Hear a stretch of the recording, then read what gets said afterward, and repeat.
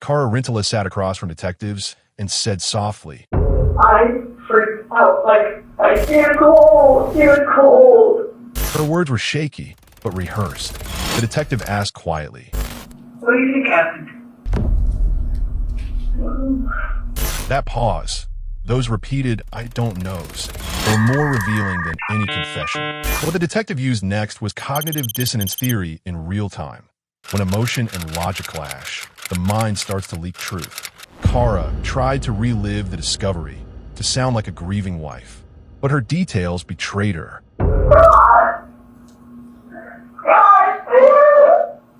But the pertinent questions are who this evil woman is, what happened on March the 29th, 2010, and how detectives psychologically trap her with a perfect bait. After being found guilty of voluntary manslaughter and the killing of her wife, Cara Rintala's sentence was delivered in Hampshire Superior Court earlier this afternoon. Welcome back to my channel. I don't have many followers, but your single comment is a ray of hope for me.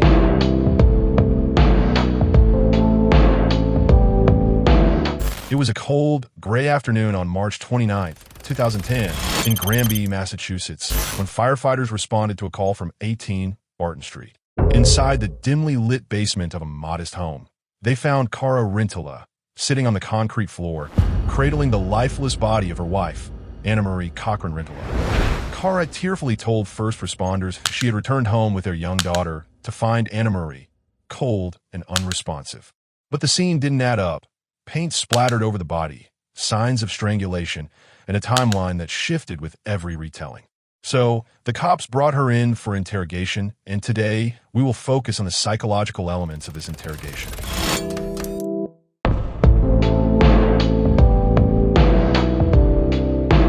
So she, Monday, Tuesday, Wednesday, she was overtime one. When I understand, you're doing yours. Okay. So, you said you drank beer with Mike on Friday. Where was she?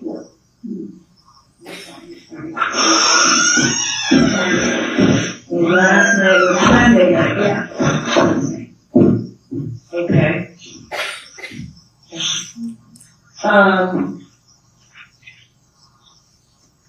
Okay. So, Saturday you're off. Saturday. She's off too. She's off too. That was her only day night off. Okay. And like in 2 weeks. So that was your only day night off together in 2 weeks? Yeah. Okay. We don't like, her nights and my nights. Right. A little crazy. Alright, so let's back up a bit. You have a history of domestic violence with Anna, right? Okay. The PD ever respond? Oh, okay. Yeah. How many times do you think that was? How long have you been together with her? Since 7 or 2. Okay, yes, and sounds terrible. Yeah, come from different backgrounds, so we have a lot of disagreements, and we're not figuring out how to make it work. And so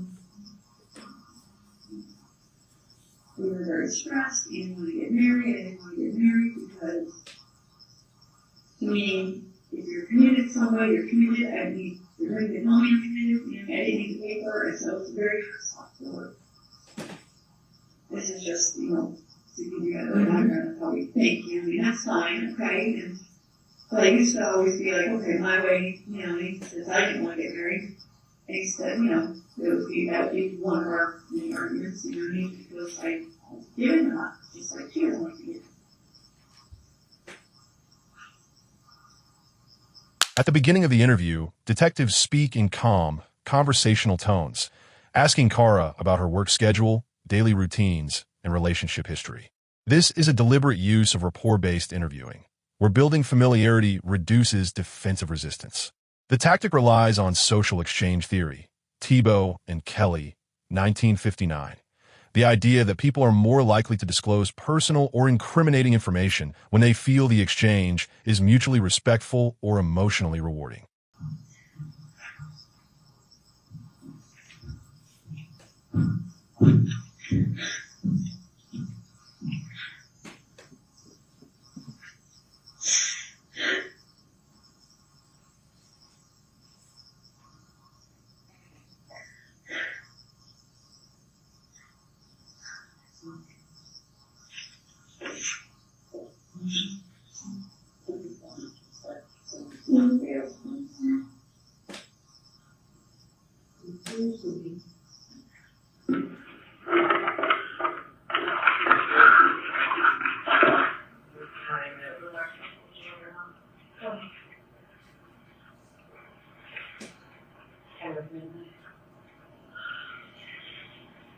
Anyway, we weren't getting along. I mean, then we got Brianna, which was another stressor. Why did you get Brianna? June 2007. How old was she when you got her? 6 days.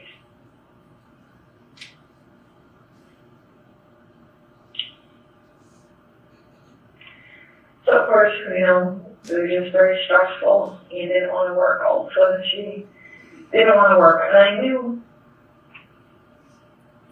before we came in his very expensive days, like spent a lot, and therefore he got himself into financial difficulties. Or since out of nowhere, the story listening, to her is that this is nothing new for her, the financial difficulties, but they're like really bad financial difficulties, like bankruptcy. Long and short, she's always had a financial thing, always cash, always something, and I had a real hard time with that. I didn't know that until a couple of years into the relationship, so I just think that you work hard and save and you pay your bills, and so I had a very hard time with the second bankruptcy thing. How did she do that while she was with you? Or her dad did. They didn't really tell me about it. As Kara's timeline becomes central to the questioning, detectives repeatedly ask her to recall specific times, locations, and actions, without overtly showing skepticism. This subtly increases her cognitive load, making it difficult to maintain a fabricated narrative. The underlying principle is cognitive load theory, Sweller, 1988. When mental effort rises beyond one's working memory capacity, deception becomes harder to sustain. So, I think so. Like I said, they speak in code. I don't really know. Yeah. So that was probably the biggest source of contention, is that I wanted her to work like a regular job, right? At least full-time hours. And she didn't want to work.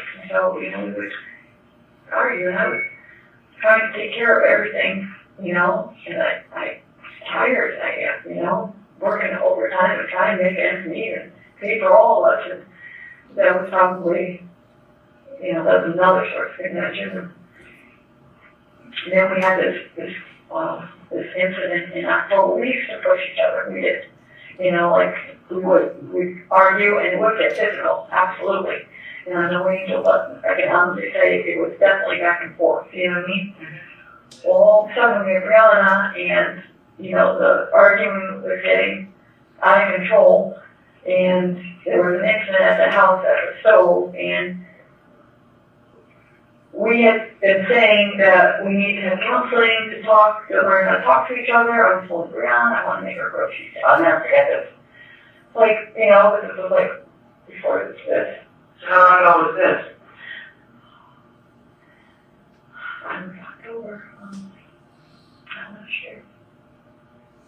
Day before? Maybe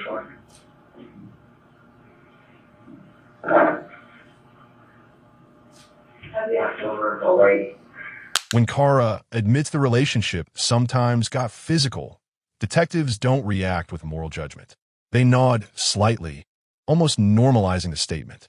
This is a strategic use of cognitive dissonance reduction, Festinger, 1957, by framing aggression as understandable, Kara's internal tension between guilt and justification lessens, leading her to expand on violent incidents with less restraint. Yeah. Oh, yeah. That was a doozy. Let me tell you. You were arrested? Oh, yeah. I got bamboozled. And I were talking about we needed to go and talk to you, because we knew from Paul that you were over here, and we figured that he would be able to give us some names, kind of like, rather than just pick a name on the phone book, we figured he would know somebody just because you work in all this and you deal with so much, except you would have a list of maybe where to call for help, like where to, and arguing, and all of a sudden, I don't know, it was already over grilled cheese sandwich, and she goes, run out of the house with Brianna, and comes here and says, meet me at the police station, we're going to talk to Barb now. That's what we did. So I came here, and then next thing you know, I was arrested. For what? She said I punched her with a closed fist. That's what she said. And then I was arrested. And they asked what had happened, and I said, yes, we definitely had an argument. You know what I mean? And I did push her. More, you know, I don't want to start saying, but she also put her hands on me and left a mark on my neck. And I was asked, I said, well, I didn't understand, like, this is, you know, there was no punching, no nothing. And I was told that if I wanted to, I could press charges, but Brianna, because Brianna, all of a sudden, both parents would have, you know, we just adopted her, so we had talked before that while we're arguing, that we don't want somebody taking Brianna from us. Mm-hmm. And so I said no, I wasn't going to press charges. And then after, when, you know, the next day I talked to her, she's like, well, I just said that because I felt pressure, the guy with a mustache. Later in the session, Kara begins to express regret and guilt about the relationship, describing how things went bad. Detectives subtly reinforce her self-image as a good person who simply made mistakes. This plays on moral licensing theory, Merritt, Efren, and Monin, 2010. When individuals are assured their moral worth isn't entirely lost, they feel freer to admit wrongdoing without perceiving themselves as evil. It's such a long story. I feel like apparently he said something in her house about homosexuals, and her mother was very upset over it. The police officer? And I trust her mother. Yeah, she said from me and her mother about homosexuals adopting, and that his wife would love to have her daughter. How could they give her to a couple? No, how could they give her to women? I'll never forget that because we had been talking about, you know, pressing charges, but at the same time, we both kind of helped out here in the ambulance and they wanted. So anyway, Anna said that she didn't say, she said that she came in and she started to say that we were arguing and he was leading her down the road with like questions like, did she hit you? She hit you? No, she hit you. Something like that. And so finally she said yes. And then after we went to court and she even told the judge, no, that didn't happen. And when we had an argument, and so the judge dismissed it, like, okay, you two, like, this is ridiculous. Well, after all that, the argument continued because the same problems were there. I felt, and again, people like to say about me, well, you want to talk bad about me, you know, because I want to talk bad about her. You know, I love her. I don't want to talk bad about her because she'll forget a lot of hurtful stuff for me. You know? I love her, and I don't want to talk bad. They were some bad, but it was the majority of good things, you know? That's why I finally said, yes, she can come back. I feel like I'm betraying her. I feel like I'm betraying her by talking about her past stuff. And we agreed to, you know, be together, move on, and start turning that past behind us. I feel like this is the worst thing I could do for her is to talk bad. I do. Yeah. You know, it's terrible. God. Well, we know they had, you know, some issues. And then she left in October. No. Even when Kara shows visible distress, detectives avoid pressuring her in silence. Instead, they use comforting phrases to keep her speaking, a method linked to humanistic psychology, Rogers, 1951, and the concept of unconditional positive regard. I know, I can't have the temper. She yells and she laughs. And I'm not like that, and so I feel, I get very anxious over it. You know what I mean? I don't like confrontation. I don't like the loudness. I don't like swearing. And that's what she was kind of brought up around, so that's all she knows. It's not that she's that person, but that personality. And it eats at me, and I feel, like I can't even get out of my way. I felt bullied. I did. And that's a mean word. I felt bullied. And my house was around in me, and I felt bullied. I did. I felt belittled. There was somebody swearing at you, and all the swearing, it makes you feel really bad about yourself. And I felt like I just need to get away. I do. I needed to get away. And so I finally was calling for her shots whenever she would get in my face with a finger pointed in my face about something.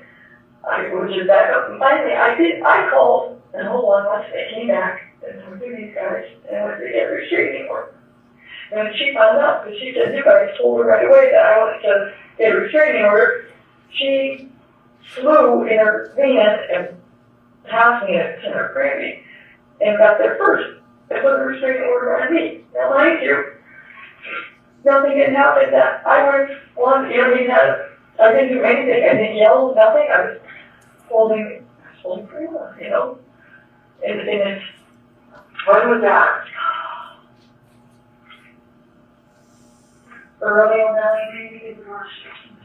So, but I can honestly say it's not just I don't want to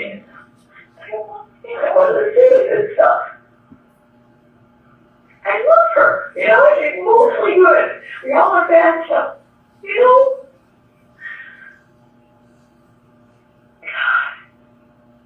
I feel terrible for saying things, negative things about her. And it's a temper, it's a big temper. She gets in conflict all the time with people. She has no idea. She chest bumps a porter on our cruise and got in his face, and he had to call it, I think, Serbian police, and there was... Detectives occasionally validate her emotional reasoning, acknowledging that relationships are complicated and people just lose control sometimes. This technique aligns with existential psychology, Frankl, 1963, where acknowledging human suffering and meaning-seeking behavior reduces existential anxiety. That's just from people. We're temper. And it's a temper, it's a big temper. She gets in conflict all the time with people. She has no idea.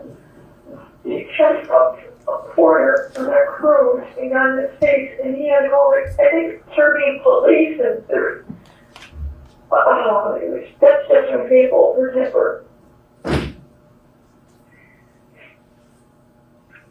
Why'd you go on the cruise? A week ago.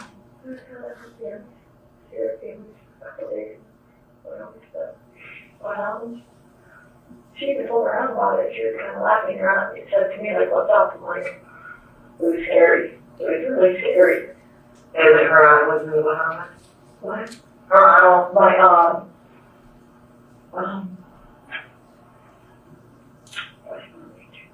Her aunt was in West Palm Beach. You went there to visit? Oh, yeah.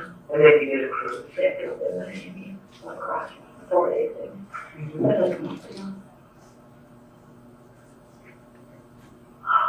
Yeah, and so I started calling, when I started not putting up with the name calling and swearing and yelling, and this is going on for so long. My friends and my family are estranged from her, and they are working at it for me, because I asked them to, because she's managed to get into fights with all of them. She's screaming at my mother, oh my gosh, I'll never forget that on the holidays. Just, she doesn't mean anything by it. It's just her. She's just loud, and she's the kind of loud that gets in your face to get her point across, even though it's like my mom in my car and my stepdaddy didn't even want to come up at all when I said I'd get together. All my friends in the world want to talk to me. My closest friend, not my closest, but They're about to come around soul, and they're all trying to understand, why I would go back, why I would let her come back. Just because, my parents are divorced, we didn't try everything. I don't want to, be down the road and not knowing if we tried counseling or therapy or church, more to, just enjoy each other's differences and learn how to map through the trigger points, Whenever Kara describes positive aspects of her relationship, detectives briefly validate her feelings, only to pivot back to conflict and stress.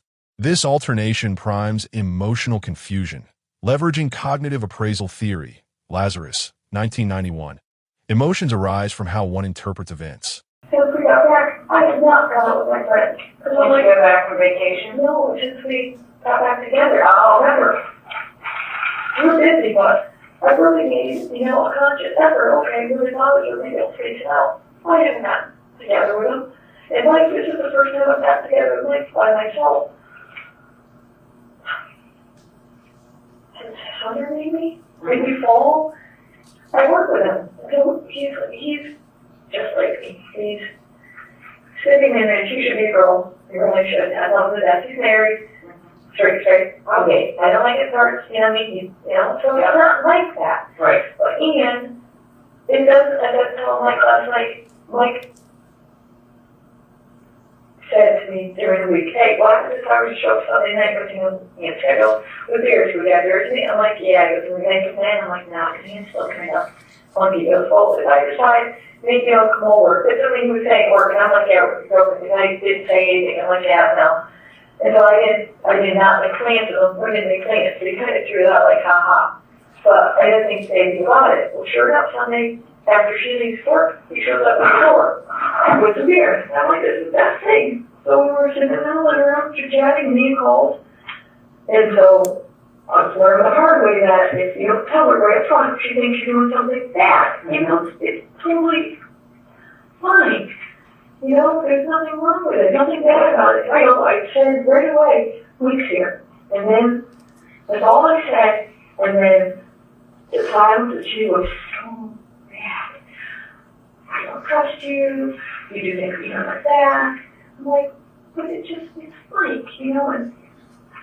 and she called, I'm like, oh my goodness, texts a lot. Her texts are always like, oh my God, she texts me the worst things all the time. Like, they get the evidence on your phone. That's one of the reasons why she's like, I don't trust you.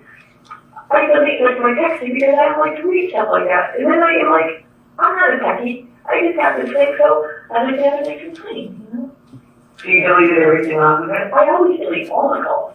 So, and the time that she texted you last night, you deleted? Well, I don't think so because we were drinking, a couple beers, I felt good. Instead of confronting Kara with accusations early on, detectives let her over-explain. They introduce minor inconsistencies in her previous statements and ask for clarification, giving her the illusion of control. This tactic stems from the foot-in-the-door phenomenon, Friedman and Fraser, 1966. Once someone commits to a small level of disclosure, they're psychologically inclined to continue revealing more, even against their best interest. Yeah.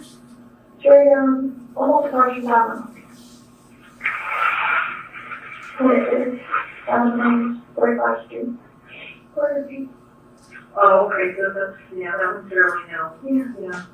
She doesn't, I thought it was paranoid. We didn't even take out. I thought we would wing it, so we cut down the back way, go get McDonald's, pulled in, and she's like, I can't go in turn off. She doesn't want burger, she doesn't want chicken nuggets. Got chicken for lunch. That's what we started. What McDonald's did you go to? So right there in Holyoke. If you go the back way from the mall, you got the mall, and you go by,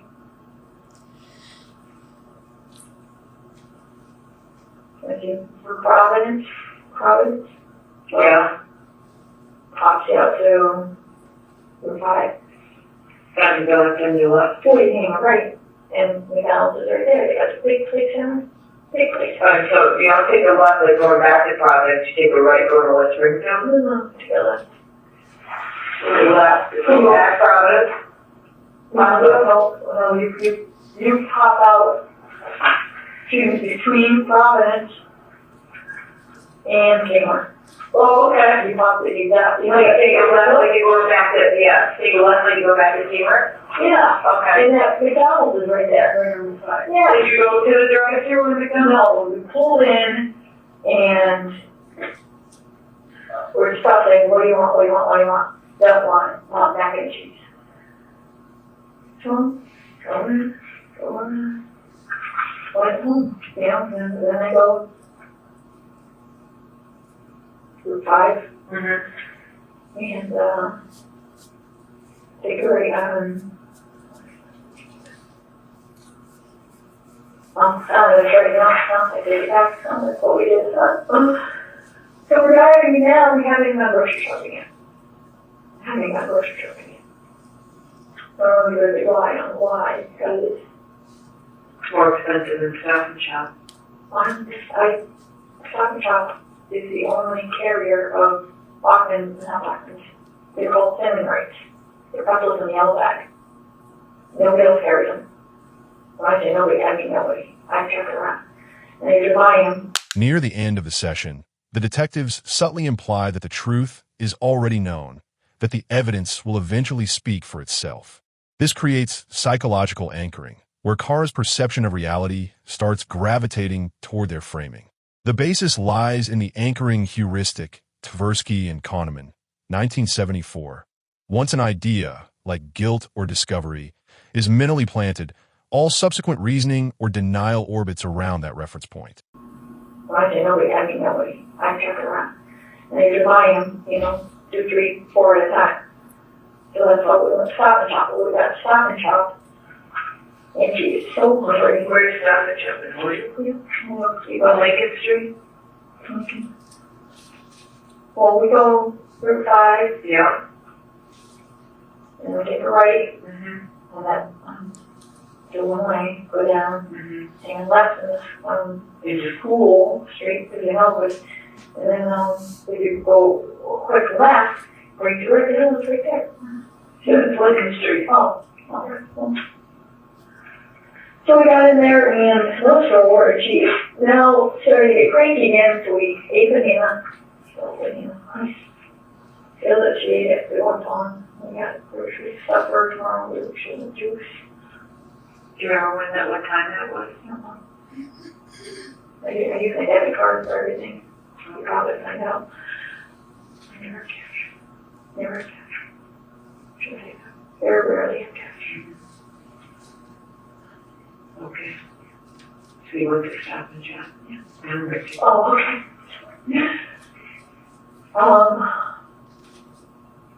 Then we were heading home. And she's like beside herself and haven't been able to leave. We've been texting, we've been calling. I went from, hey, how you doing, to getting mad, like, okay, if you're mad at me, but Mike, like, what's up, get over it, call us back, to being a little, like, anxious, like, what's going on? Like, I'm not the person who calls, like, being anxious. Like, she's the one who calls me. You know what I mean? Like, she will text me, like, 100 times. You know what I mean? If she's wondering what I'm doing, or, well, generally not that way, because, she said, well, no, it's going on. She didn't get back. But, it's getting late, she has to work. She loves Red Robin. She works in the hotel. I'm like, come meet us at Red Robin. This was even before while we were at the mall. Like, meet us at Red Robin. We love it. Her mom always gives her coupons for Red Robin. You know what I mean? She's like a huge Red Robin fan. And that one, I love it. Didn't hear back from her. In this stage, detectives let Kara recount long, winding timelines of errands, meals, and drives. They never interrupt because they're setting a psychological trap. Once a suspect constructs a complex narrative, they subconsciously commit to it. Detectives can later exploit this through cognitive consistency theory. Heider, 1946. People strive to maintain internal logical harmony. So I'm holding out, okay, we're going to go eat, we're driving, but we didn't hold back, so I'm like, okay, well, I don't need to know. She'll work tonight, And then, Frankie, with one off, and Brianna is just crazy. She's absolutely crazy. So we were heading back home, and she's now really starting back, and she's back to the whole balance. So when we go home,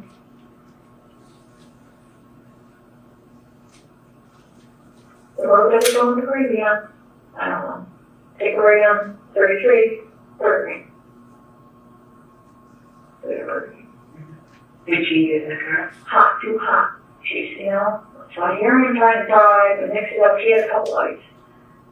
Came home, the little organ. It was still in her hot. It was hot. Well, She didn't fall asleep this whole time? they don't understand reality. She doesn't. No. No. I'm like, she thinks she's gonna do something. At school, she was in early intervention, and then she was in preschool. Mm-hmm. She probably has gone a total of 40 times. She's slept 3 maybe 4. Teachers say that they had to keep telling her quiet because she wakes, she sings. She wakes up all the other kids, she's done.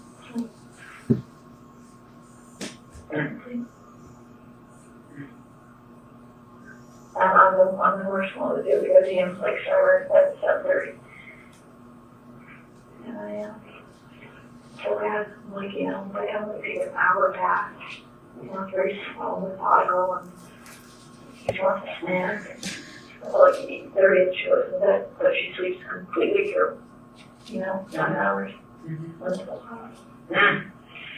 So, what time do you think you got home? After mac and cheese, what did you do? You were driving, were you driving? You got him home, okay. So you pull into the driveway, what do you do? Went to the garage. Do you have openers? Yeah, 3 of them. Okay, then what? Close the door. By repeatedly steering Kara back to specific time points, like what time did you get home? Or when did you eat? Detectives subtly force her to lock each action to a mental timestamp. This draws on source monitoring framework, Johnson, Hashtrowdy, and Lindsay, 1993, which suggests that fabricated memories lack the sensory and contextual details of genuine ones. Walk into the house, like, where's my mom? Hello, I'm Marco. And that's when everything all of a sudden just, that's an holiday, Door open. How much was the door open? Not that much. It wasn't shut. It was probably open this much. Mm-hmm. So I thought she was waiting for us. She come home, got my messages, got my texts. Did you save those on your phone or did you delete them? I delete when I go to bed. I delete some when I go to bed. So now I'm sure they're on there. I usually, when I go to bed, it's like a ritual thing.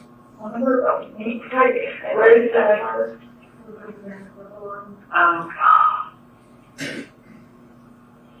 All right. So you go in the door. Push the door open and I hit the other door. The basement door, because the door can't open. And then it shut it.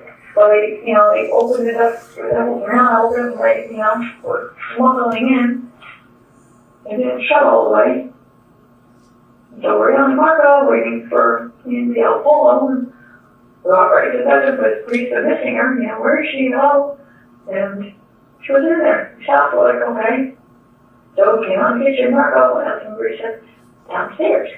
And, she's usually downstairs and she gets ready to read all of our uniforms. And all mine are just easier, What was she leaving when you left? Oh, What was she leaving when you left? What was she wearing when you left? I want to say jammies.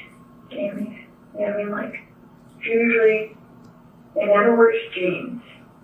Regular day. No, she's going out of the house. Mm-hmm. Always sweatshirt. As the interrogation stretches on, detectives use a calm but monotonous rhythm, long silences, repeated phrasing, and subtle topic looping. This slowly drains the suspect's emotional resilience, making resistance harder to maintain. Hospital answer to sweats. Most likely sweats. Do you remember what she was wearing when you left? I can tell you, she only wears jeans when she leaves the house, so it's sweats. She always wears sweats. So does she typically come home and what does she do? Walks right downstairs. Takes off all the work stuff. Mm-hmm. So washes up, face and and goes into her drawer and puts on like sweats and a t-shirt.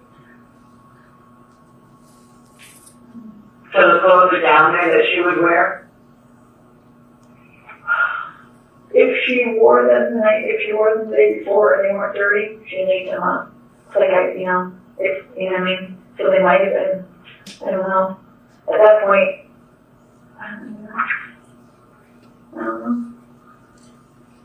So typically she'll go downstairs, change her clothes. We will we start having to come up naked because if you don't have anything that's clean down there, then you just come up naked and we go, get your stuff, but we leave all our work stuff down the basement because we're around a lot of germs and stuff. And Right. so that's what we do. We go down there, we start to leave all our stuff there. We have it all set up, you know, really nice. Mm-hmm. All the, Okay. So you go downstairs. what? I went downstairs. You went downstairs with Brianna, you said? No, You didn't bring Brianna? no. What did you do? We came to the kitchen, you know, really hard home. And we just, you know, I went downstairs. And I walked around. The door was open. Well, you know, maybe too much. And I could see a foot lying face down. Just a foot. And so I freaked out like. As questioning intensifies, detectives subtly circle back to previously discussed events, re-asking questions about time, money, or arguments. This technique, known as temporal looping, is supported by reality monitoring theory, Johnson and Ray, 1981. Liars rely on mental construction, while truth-tellers rely on memory. Just a foot. And so I freaked out like, I see red on the carpet. I think. I saw what? I turned around and Bree's like, Mama down there? And I didn't know what to do. I just wanted to scream. I wanted to run down there. But I didn't want to freak Brianna out. I didn't know. So I ran up and I was there across the front and the neighbor's window, you know, and you got there and they threw Brianna and said, call 911, something's wrong. And I went running back to the house. And what'd you do? I ran down the stairs and tripped. I know I tripped. Like, well, I don't even know. Like, I think I landed on her. I think I landed on her feet or her leg. You know what I mean? Because, like, my hand shot out. Her back, you say, I don't even know. And I'm like, I was screaming. What did you say? She was laying. She was laying. Really? She lay on her belly.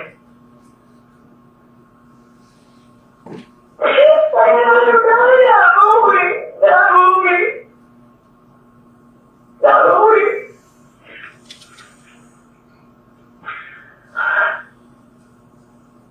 What else did you say?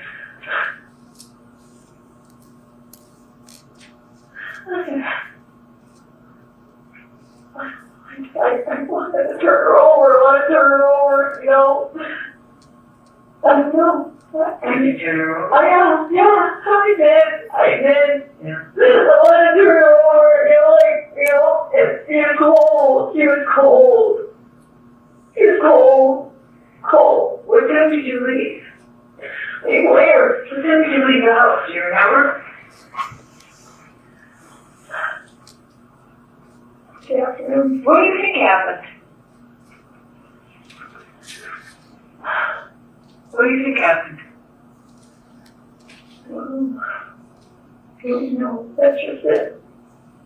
What do you think? What do you think? Detectives juxtapose calm conversational sections with sudden, emotion-laden questions, asking what you think happened, right after a neutral exchange. This contrast increases the salience of the emotional question, invoking arousal theory, Berline, 1960. Moderate emotional arousal heightens responsiveness and reduces cognitive filtering. You know that, like, picture, like, focus there, you know what I mean? There was a vacuum cleaner. No. What is the vacuum cleaner usually kept? Right at the bottom of the stairs. They stay right there. Where is it? If I'm walking down these stairs, where? Left or right? Straight ahead. Right in front of the dog food. Right in front of the dog food?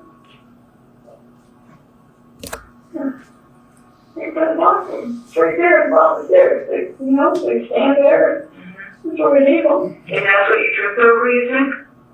That's what I landed on. Yeah, and at the bottom. There was a blue one at the bottom, I think. I think I landed on it.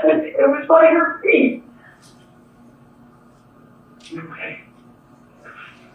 Yeah. Yeah, we should. Do I take a break for a minute?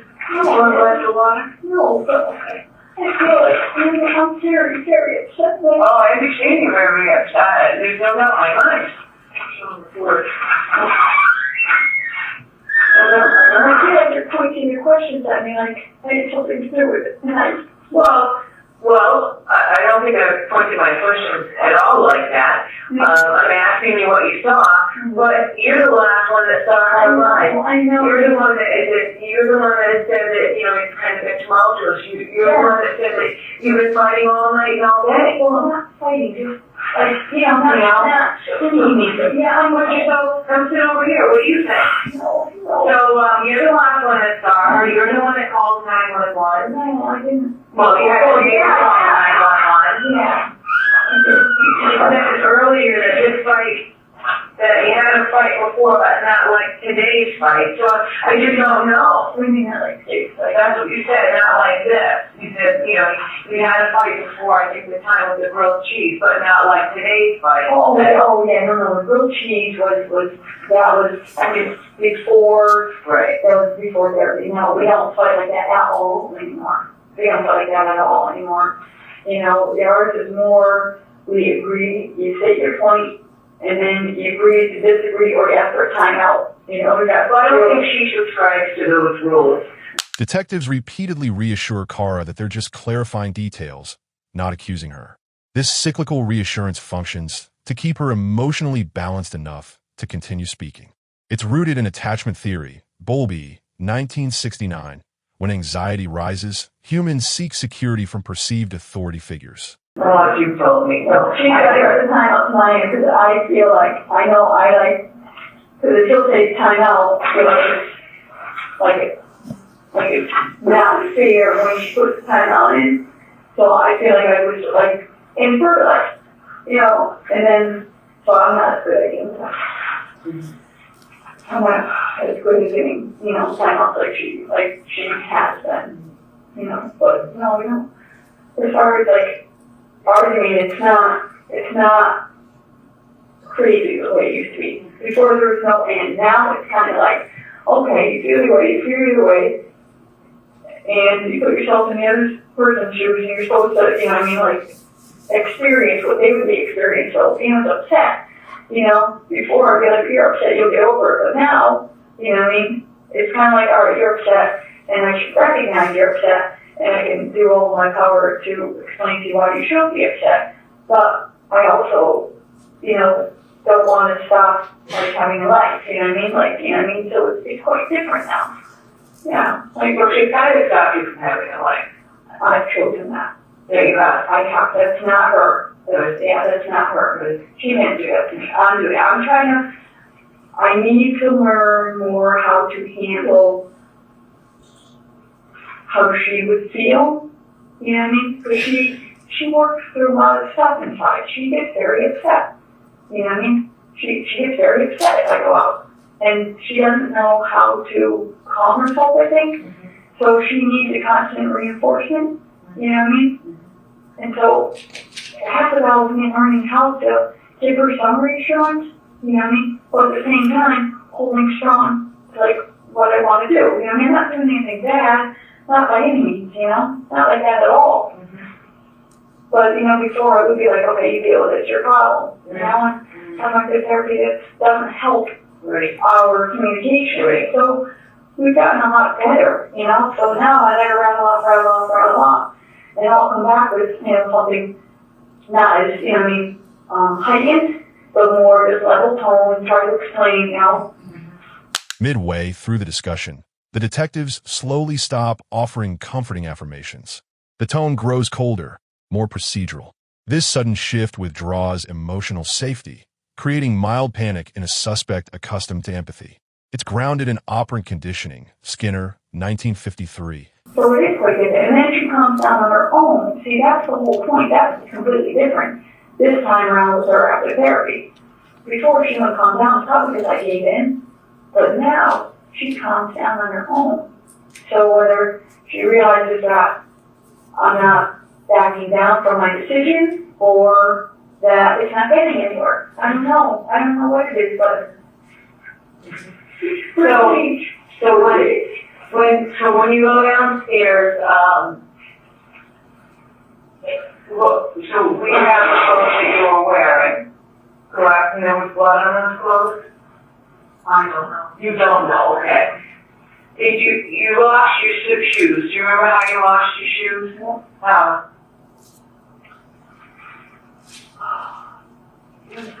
when I was on the floor, I got in my legs, I got up, and I realized she's face down, and I wanted to turn her over, so I took a step, and I slipped the paint down there. Where did the paint come from? Where did I give her that paint? Alright, so she's laying on the floor. I'll just draw a little stick figure. These are her legs. And she's laying face down. These are the stairs, right? Right? Where's the vacuum cleaner? I'm leaving on it. I think here. We're on the floor. So you got the vacuum cleaner somewhere in here? I thought. And then what side of her did you go on? You went over to this side? Yeah. And how did you try to turn her? How did you turn her? I did. I tried to turn her with her arm, and then I couldn't because she was so cold. So then I grabbed her leg to try to turn her over, and it didn't work. So then I tried this side to pull her this way, and it didn't work. And so then I sat here, and I turned her over, and so I was sitting here, and my legs were under. My legs were straight out, and she was laying on me like this. And then, how did you get up from under her? oh, I couldn't. The guy told me. The officer picked the body up for God.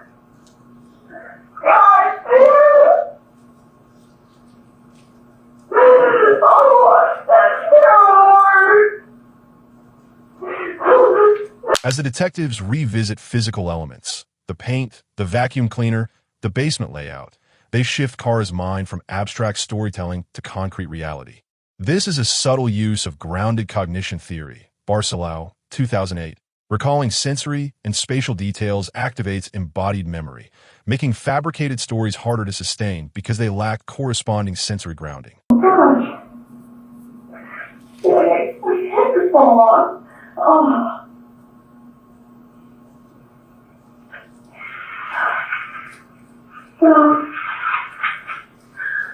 Okay, I had to figure out my feet, clogged, so they're only clogged. It slid off. One slid off, the other slid off.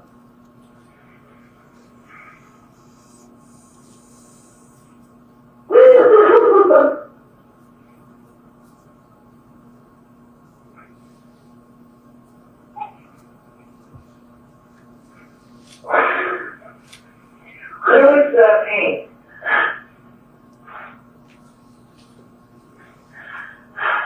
Do you remember?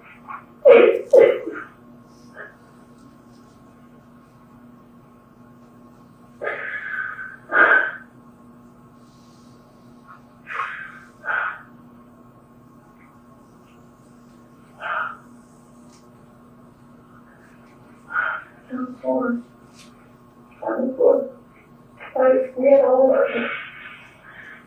the things down on the rack and extra on the board. Like her this time. So, yeah, I don't know. How did the paint get open, do you know? No. I don't. Was the paint all over her back?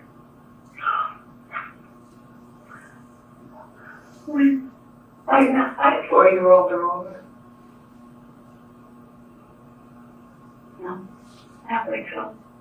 I don't think so. There's a fucking, no. I don't know. I don't think so.